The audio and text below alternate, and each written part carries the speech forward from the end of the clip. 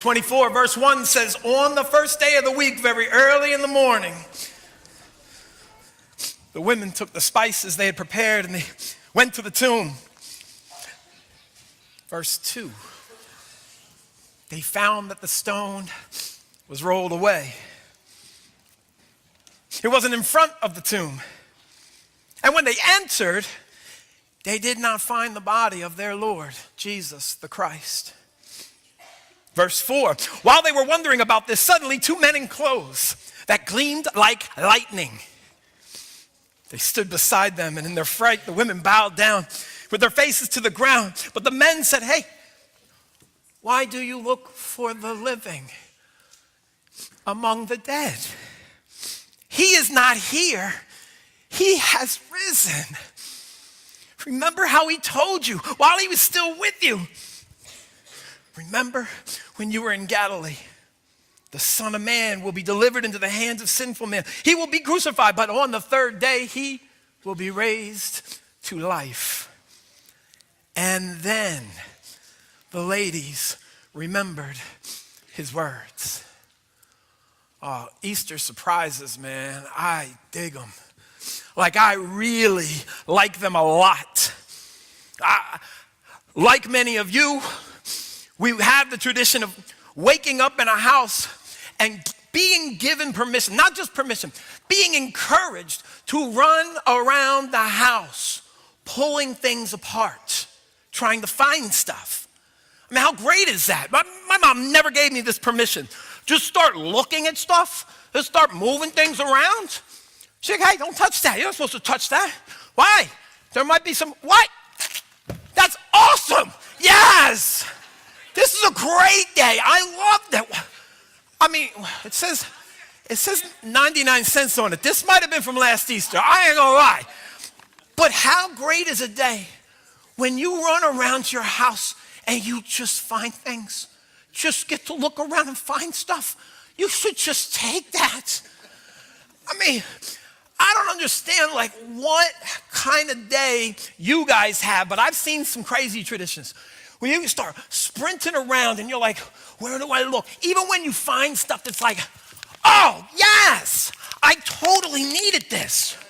I think I don't have a lot of blonde hair wigs. I have always needed this. My mom would go, oh, no, Stephen, I think that's your sister's. I said, well, all right, that's cool. I was going to be Thor, but fine. Here, I think you should be Thor. That'll be all right. That's whatever. Even the surprises that aren't for you, there's still joy there. You know what I mean? There's like, I looked around.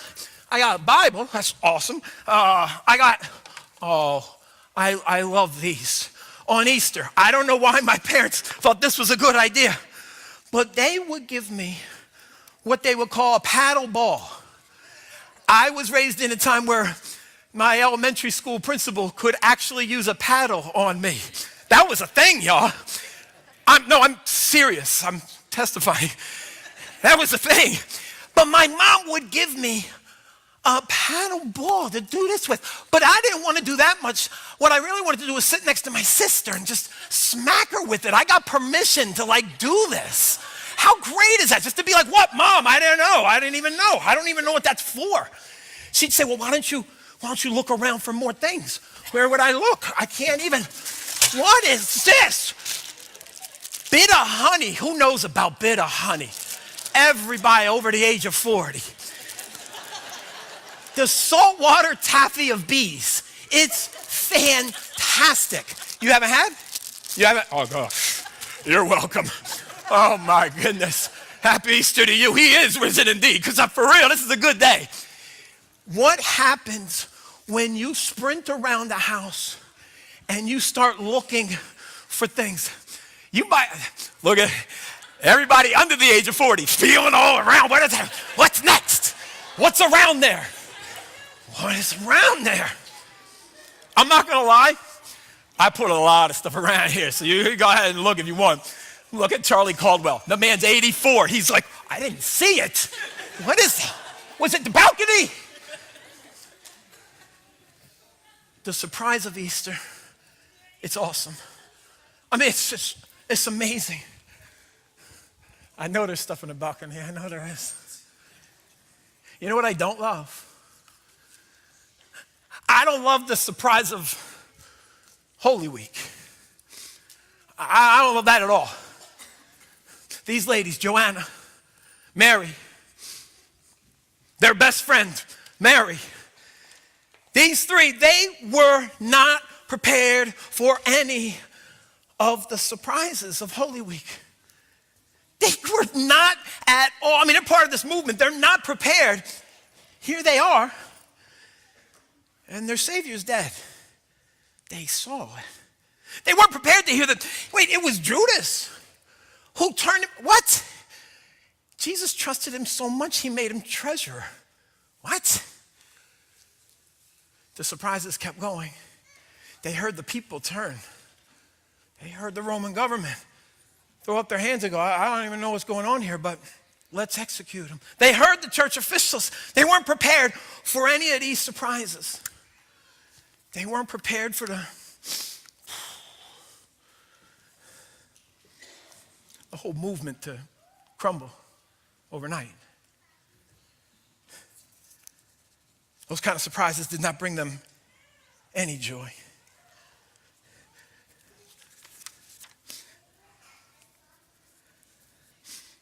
And none of those surprises were really even the worst part, you know. You know what's the worst part? They were there to see all the surprises that we only read about, that we reenact as we walk through a Holy Week each year, that we remember in the sacrificial time of Lent. But they were there. They experienced the Matthew 27, verse 45.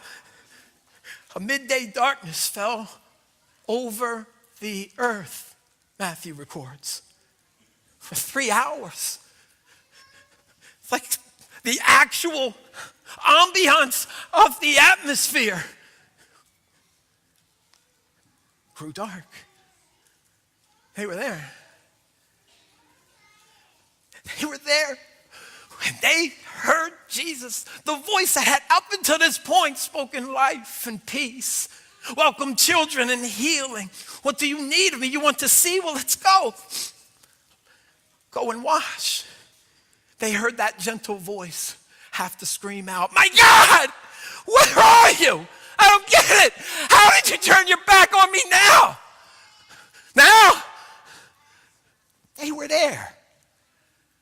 Right there. The surprise of this whole week is like, what is happening? It wasn't just a song for them. They were there when they crucified our Lord. They watched, verse 49, him breathe his last breath and say it's finished. The whole movement is done. What? They knew Joseph of Arimathea. They watched him go and talk to Pilate and say, please let me take the body. They watched Joseph spend his own money to buy the tomb and figure out. Matthew 27, verse 55, the women who had come with Jesus, Joanna, Mary, their friend Mary, they came following Jesus from Galilee. And they followed Joseph as he went to the tomb. And they watched. They sat there and watched them lay his body and position him just so. They were there, verse 61 says. Jesus is buried on the day before the Sabbath, preparation day. On preparation day, they go home and they prepare spices and perfumes for a proper burial. That was a couple days ago. The day after that is the Sabbath. Verse 56 says, they rested on the Sabbath in obedience to God's word. Can you imagine them sitting around going, well, we're still obedient. I don't even know what we're doing now. That was a couple days ago, and now there were still things to do to properly bury their Lord. So on the third day, the first day of the week, the Sunday, they rose very early in the morning and they walked to the tomb, heaviness in their heart, sorrow in their steps, mourning. on their minds. Surprised, not a happy surprise. Luke 24, verse 1. So they take the spices. Joanna takes them all. Hands them to Mary. Mary says, wait, we forgot some of these others. Let's get them all. And they go to the tomb and they expected to complete the preparation of Jesus' proper burial. But Easter morning had more surprises for them. The surprises got a little better. You know, when you find around your house, I've been, it's really cool for me to be around like other people's holiday tradition. I've been around, I've seen, sometimes we do baskets in our house, but I've seen gift bags for Easter. I always like this because, first of all, the plastic grass, it's not cool to me. And you find it in July, you're like, I don't even know why that's there. That shouldn't be there. I don't like that. And the bag holds so much more. My ma, she loved to do weird stuff. I don't know, Easter just seems eclectic. You got the Easter eggs and then the jelly beans, the Reese's things. But then I'm with other people in their Easter gift bags, and there's random stuff. You know, oh, hey, happy Easter. You know, like, okay, sure. Yeah, why not? You're 5 and a boy, that's fantastic. He is risen, okay? You get the regular candy, the Butterfinger. All right. That sounds good. New and improved. Anybody had the new and improved Butterfinger? Oh, you should have that. You should have that. No, for real, you should have that. That was really good. That was really good. I found these one time. They're not for me. They're for my boo. This is Jilly's. My baby mama. That's her favorite candy right here. This is what I won her Valentine's Day, 1989. I was like, it was so easy. I go to CVS. It was great. Hey, walk this back to Jilly.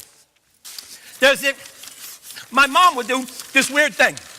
She'd go, hey, because it's such a good day, I got you silly putty. Okay, yeah, that sounds great. I love silly putty. Over there, you got to come and get it. I'll hurt somebody probably. If I found these this week, Dove Bar is making a peanut butter egg.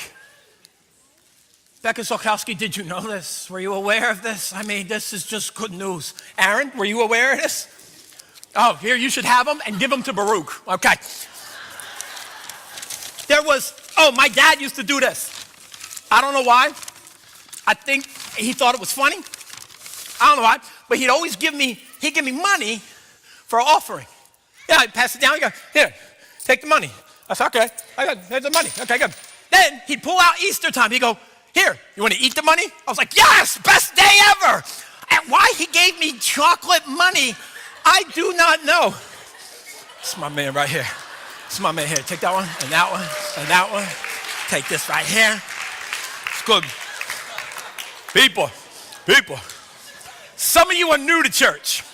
My man is a veteran, okay? I don't know why you all are sitting here. Pastor's giving out money, yo.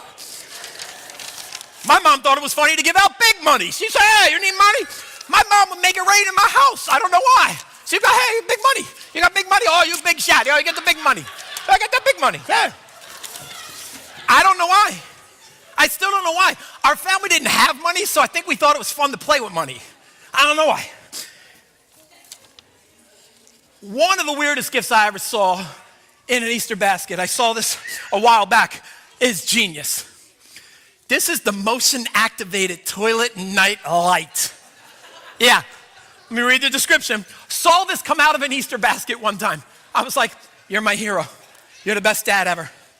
Add a colorful shine to your bathroom with the toilet nightlight from Sharper Image.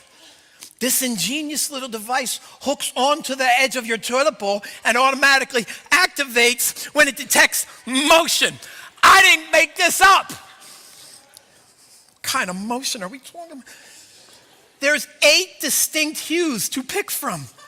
This product is convenient and ideal for maneuvering in the dark. And you know what's the best part about this? Is when parents put batteries on the package. Because you know if it doesn't get, you're never going to get the batteries there. Parents, that's a good move right there. Let me look here. I see some people who have stumbled in the darkness. Yeah, Yeah, you know what? Come here. This is well deserved right here. Chuck Tucker, you have no idea where to go half the time during the daylight. I can't even imagine what you're trying to do in the middle of the night trying to get there. My mom would do this, she would give me big league chew. She said this one time, so nice. She goes, I love watching you play baseball, and you probably won't make it to the big leagues, but you could chew this like them. And she meant it with all good sincerity. But Ma, your words are hurtful, okay? That was hurtful. Big league chew for the big leaguer right there. My mom would do this too sometimes.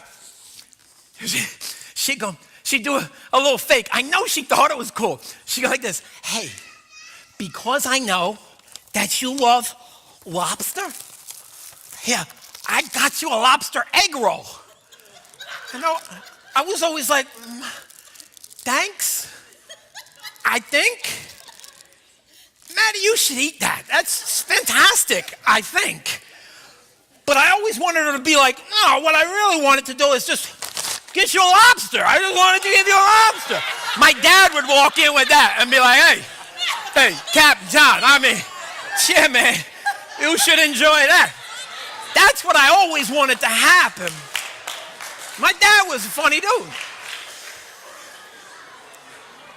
I would have to eat the egg roll, though, to make my mother happy. She'd be like, Kenny, you always have to one-up me? Okay, fine.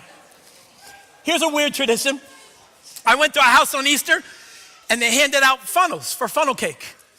Apparently, in Pennsylvania, some places, they make funnel cake on Easter. Isn't that great? You know what? I feel like I'm keeping that. I love that one. And then, this one. This one's Nate Saltel, you need this one. This is the confetti gun. We only shoot that off for baptisms, and we're going to be doing that. So pass this back to Nate over there, okay? Careful with it. There you go. Yeah, it's explosive. The surprises that are in our Easter tradition are interesting, but they take some different turns. Matthew 27:61 tells us clearly, Joanna, Mary, they sat and they watched Joseph by the tomb, set the body in the tomb, move the stone. They know this. Mark 16:3 tells us that Joanna and Mary, they knew it was going to be a problem for them to get into the tomb. They say it out loud as they go with the spices. Hey, how are we going to move that stone? They saw what was put in place. Then, surprise, the stone was rolled away. As they come close, they said, oh, surprise, they entered the tomb. And Jesus' body is gone. Nothing is where it's supposed to be. Then, surprise, two men joined them. Mark says it's a young man dressed in a white robe, sat at the right side of the empty tomb. Like, yeah, what? I like how Matthew says it. Matthew says an angel had come from heaven, rolled back the stone, and sat on the stone. Like, say something. What you got? This is all you had. John doesn't mention an angel. Men of God. He's too fixated on his clothes. John is totally obsessed by the neatness of his clothes and his linens and what they had laid him to rest with. Turns out, 9-year-old boys, I was wrong. We are supposed to make our bed. Jesus even makes his last bed and says, you need to know that none of this is an accident. Luke tells us in verse 23 that the two men were in fact angels. And you know what they looked like? Literally says, the Hebrew says this, they were lit like lightning. That literally says it just like that. How great is that? What does that look like in your head? Two angels who show up and say, hey, I got a question for you. They're lit like angels. And the question they ask, it literally changes the universe. It's the type of question that literally redirects and reorients everything. You know the question, right? What are you doing? Why are you looking for the living among the dead? This is a grave. What did you expect to find here? This question, it changes everything. It produces a Copernican revolution. You remember when Copernicus was the first one to be able to raise his hand and go, hey, I got to tell you, I don't think the entire universe revolves around us. I think there's a shift here, and that actually reorients all that we have to think through now. The question the angels are asking, get this, it redirects us from death to life. Joanna and her two friends came expecting a dead man. But they were greeted with the greatest question of all time. Why would you look for the rescuer in a grave? He's not here. He is alive. This redirects us from the cross to the resurrection. We Christians, we rightly love the cross. I saw many of you wearing the cross. Many of you took your palms and they tied them into crosses. And we rightly love this symbol and proof of God's love for a sinful humanity. Who would allow their perfect only son to be butchered, publicly executed for doing nothing but loving us? So many crime. The cross is amazing, but I know that this question, why do you look for the living among the dead? It exposes something that's sometimes too true for me. I sometimes can forget that there's something magnificent beyond the cross that gives the cross its glory. If we get stuck on the cross without going to the resurrection, our faith could feel like death rather than life. Our faith could remain stuck on tragedy without triumph, and the resurrection adds the triumph to the tragedy. These women, Joanna, Mary, their friend Mary, they show us Christ followers today, right now, right here. Where should we look for Jesus? Among the resurrected living. That's where. Joanna and her friends, they show us that now we live this life like people who will be raised to life again. That's why our Christian funerals seem so odd to my worldly friends.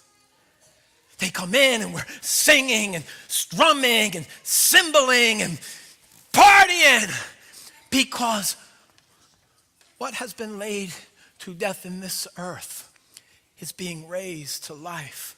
It's why we shoot off confetti guns when we take somebody who says, I know what it was to be lost. We're going to have a young one today. Becca, get in those waters. And she's able to look and say, my family was lost. We've been found. Grandparents and their grandparents, there's a lineage there where we were dead in our sin. And now we're alive in Christ. And so my parents, my grandparents, they've been raising me. And now I'm dead to sin and alive in Christ. That's going to be our testimony. So of course we're going to stand and cheer. I hope you brought like air horns and the whistles and pots and pans. Go downstairs and get a pot and a pan and bang this thing. Somebody get on the cymbal and just wreck it. We should celebrate resurrection because it's changed everything for us. Do you live with death in view? Or are you living with resurrection in view? Do we actively live as though God has raised the dead? And what would that change in your life today? I want to show you real quick how we get part of the picture in the gospel, but we get a bigger part of the picture in Hebrews. Hebrews 11:17, it gives us part of the picture. It tells us Abraham's belief in the resurrection prepared him to make this radical sacrifice for God. Do you remember Abraham, right? Couldn't have a baby for like, 100 years. And God kept saying, don't worry, I'll give you a baby. He has the baby, raises the baby, walking down the road. We got to go to the mountain. We're going to sacrifice. And the kid, elementary kid, looks up and goes, Daddy, where's the sacrifice? What's Abraham saying? The Lord will provide. Look what Hebrews says about him. He says, Hebrews 11, verse 17, by faith, Abraham, when God tested him, offered Isaac as the sacrifice, who had received the promises. He was about to sacrifice his one and only son, verse 18, even though God had already said to him, it's through Isaac that your offspring will be reckoned. And Abraham reasoned that God could raise the dead. And figuratively speaking, Hebrews says, God raised Isaac back to life with Abraham. Abraham, early on in the book, already realizes God's about resurrection power. We get another part of the picture from the Gospel of John, being redirected from death on the cross to life and resurrection. It looks like a life of sacrificial love. Here's what Jesus says, and John writes it down. Chapter 10, verse 14. Jesus says, I lay down my life for the sheep. It's what a shepherd does. In John 10, 17 and 18, the master tells us how the resurrection enables him to do that. The reason the Father loves me, Jesus says, is that I lay down my life only to take it up again. No one takes it from me. I lay it down on my own accord because I love. And I have the authority. I have the authority to lay down my life, and I have the authority to take it back again because we now live with resurrection power. Jesus says, all that the Father has, he's given to me, and I give it to you now. John looks at Jesus' example. And after Jesus' death, and after he's been raised to life, and after he's ascended back to heaven, John in 1 John 3:16, he writes this, so this is now how we know what love is. Jesus Christ laid down his life for us. And so we ought to lay down our lives for others. That's our marching orders. Why not? Our lives will be raised again together with the risen Lord. Not just then. Yes, I can't wait when we all get to heaven. What a day of rejoicing that's going to be. But we don't have to wait till then. No, we can live this way now because now we've been redirected and reoriented from grief to joy. If Jesus is alive and he's not dead, then all who trust in him have the supreme reason to rejoice. 1 Peter 1:3.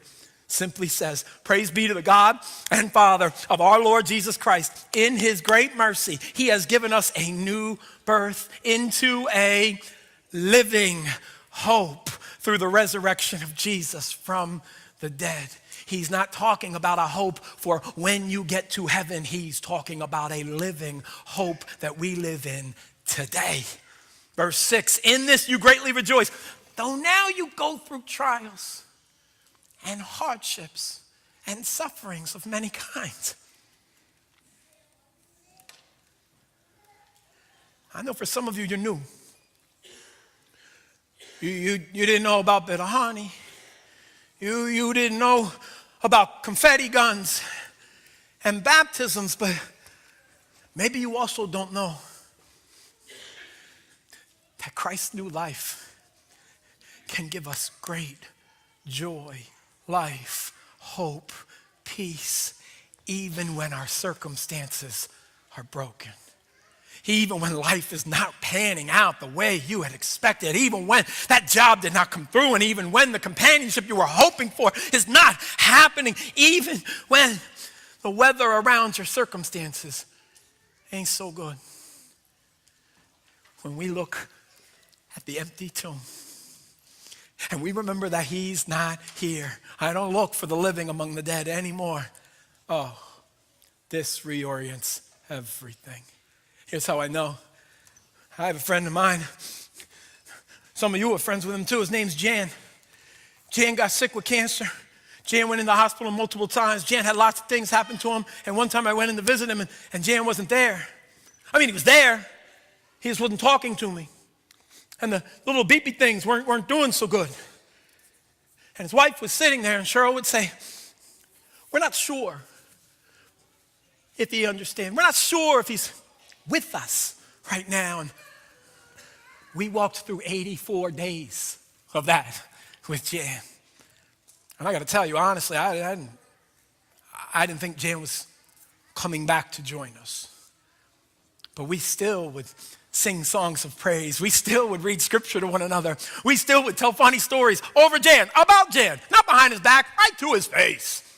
And the nurses would say things like, you people, I don't know, you people, there's something about you. And I would try to make a joke, yeah, we're weird. She said, no, yeah, well, yes, but more. And have you ever tried to hear people without the Holy Spirit talk about the Holy Spirit? It's the best. It's the greatest. They have no vocabulary for it, and they usually come up with nothing, right?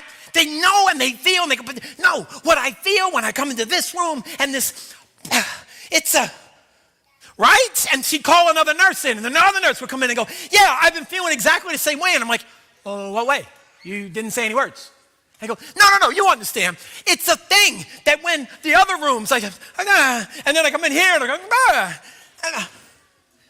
we're on day 83 of the little baby things, not really doing much. And you know what Jan said when he came back? What'd I miss? So Cheryl just started catching him up on stuff. Scores, elections, all kinds of stuff, right? And he's nonplussed. And I see scripture coming off the page. We are resurrection people now. We're reoriented to new life. You know what happens with Jan, right? If he goes on to live, that's great for Cheryl. That's great for the church. That's good for the cause. That's good for us in the community. That's good for Christ. What does Paul say? I'll live? Sure. That'll be for Christ. If I die, forget about it. That's gain. I'm so happy in the hope that I have, but I'm happy to live out this hope right here, people of the resurrection. This is why you should be shining out in your community, beaming with great joy. When people ask you, how are you doing? Are you kidding me? How am I doing? You know how I'm doing. I'm doing great. We're resurrected people. I have this hope in something so much better, bigger, more fulfilling. Though I have not seen him, I love him. And even though I do not see him now, while suffering many trials, I believe in him. And I'm filled with an inexpressible, glorious hope and joy. For I am receiving the goal of my faith and the salvation of my soul right now. And all your non-Christian friends say, huh?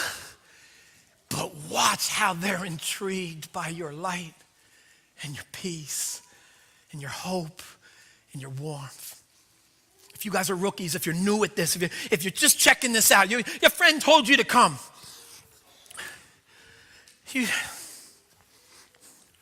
You should know we talk about this stuff a lot because it's all that really matters.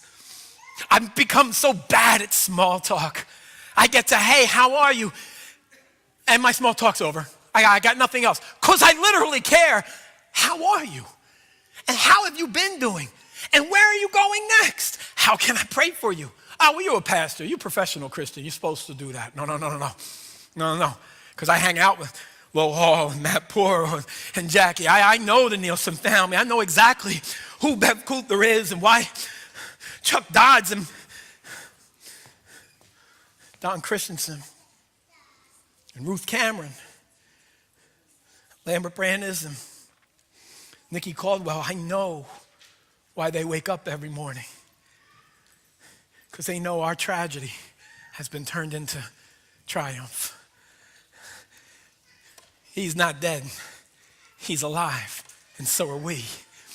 We're going to celebrate that now. Worship team, come on. We're going to celebrate that now. And you know what's really interesting about resurrection stuff? It goes on and on. You know, in generations, you can pass on a new resurrection worldview. We're going to celebrate Becca Sala in a moment. Her testimony is going to be, I've only now known hope and life and peace and a joy. You know why? Because mom and dad did the hard work of digging in. Because grandma and grandpa, you know them. I mean, come on. They had a lot to be forgiven of, man. But they said yes to Jesus Christ. They said, I know on our own, we got no hope. I want to say yes to Jesus Christ So Jim Masterson, Linda Masterson, they said, wash me up. Dead to sin, alive in Christ. You know who benefited from that? Matt, Sharon, Bethany, Joey, Zoe. Talk about surprise. Come on, man. And Becca will give your whole family's testimony in a moment. She's going to say these words. I surrendered my life to the resurrected King. She may not have that vocabulary, but you listen. If something stirs inside of you, when you see the symbolic washing of, I'm dead to me, I want to be alive to the new. In the clapping, and you're going to see the clapping. In the standing ovation, and I don't want anybody sitting. Children, if you can't see while we clap, I want you to get up on the pews, on top of the furniture, so you can get a good view of the celebration that happens on Resurrection Day. And if you're new to this, if you haven't experienced that type of new life, I want you to just look around. Identify somebody. And before they leave, just grab them and say, hey, Pastor told me I was supposed to talk to you. What's that new life feel like? How'd you get it? What if I wanted it? Could you show me? So church, when you stand and applaud, I'm not saying you're going to be accosted, but you might want to. Paul says we should probably always be ready for a conversation. So you might want to get ready. Rookies, if you're new at this, I'm serious. Just tell them that you find somebody, the Lord will pick them out. They'll be clapping like this, and you're like, oh, that's my man. I got him. Oh, there she is. All right. Go right over. You know, hey, Pastor Stretch, he told me I was supposed to ask you. This resurrection, this new life, well, how'd you get that? Can you talk to me about that? Let's celebrate this testimony. Why don't we worship?